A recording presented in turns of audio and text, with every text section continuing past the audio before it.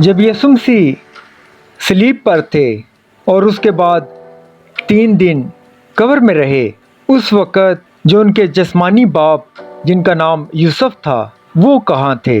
मैं अपने तमाम दोस्तों को बाइबल स्टडी चैनल में वेलकम कहता हूँ। मेरा नाम नासिर जॉन है।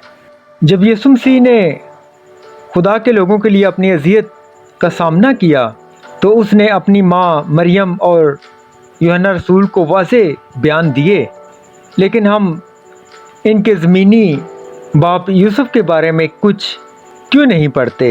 यूहन्ना 19 में हम पढ़ते हैं। आए एक हवाला देखते हैं, यूहन्ना 19 बाब 26 से 27 आयत। यीशु ने अपनी माँ और उस शिगिरत को जिससे वो मोहब्बत रखता था पास खड़े देखकर माँ से कहा कि आए औरत, देख तेरा बेटा ये है। और फिर शिगिरत से कहा, देख तेरी माँ ये है। और उसी वक़्त से वो शिगिरत उसे अपने घर ले गया।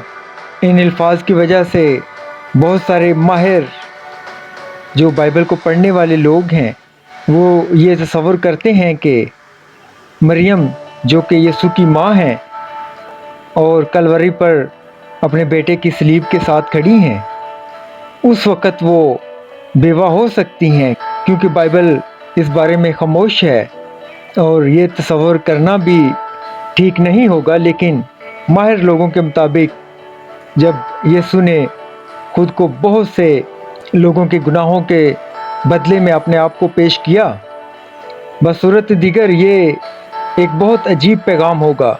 मसीह यीशु यहाँ बातचीत कर रहे थे। वो यूहन्ना रसूल से कह रहे थे कि तुम इसकी देखभाल करोगे जैसे वो तुम्हारी अपनी माँ हो, और मरियम से कहा कि तुम इस शख्स के साथ ऐसा सलूक करो जैसे वो तुम्हारा अपना बेटा हो। अगर मरियम का शोहर यूसुफ उस वक्त ज़िंदा होते तो हमें शुबा होता कि वो इन अल्फाज से हैरान रह जाते। आखिर एक और शख्स यानी उसके ख़ानदान से बाहर जो शख्स था वो कैसे उसकी बीवी का ख्याल रख सकता था।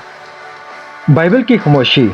लेकिन ये बात काबिल गौर रहे कि ये सब माहिर बाइबल के लोगों की राय हैं। बाइबल मसीह की मौत के वक़्त यूसुफ के बारे में कुछ नहीं कहती। ताहम ये मुमकिन है कि यूसुफ यीशु मसीह की ज़िंदगी में इस दुनिया में ना रहे हों, क्योंकि मत्ती 12 में हम पढ़ते हैं। आए मत्ती 12 बाब 46 से 50 आयत देखते हैं। जब वो भीड़ से ये कह रहा था, उसकी माँ और भाई बाहर खड़े थे और उससे बात करना चाहते थे। किसी ने उससे कहा, देख तेरी माँ और तेरे भाई बाहर खड़े हैं और तुझसे बात करना चाहते हैं। उसने खबर देने वाले को जवाब में कहा, कौन है मेरी माँ और कौन है मेरे भाई? और अपने शागिर्दों की तरफ हाथ बढ़ाकर कहा, देखो मेरी माँ और मेरे भाई ये हैं।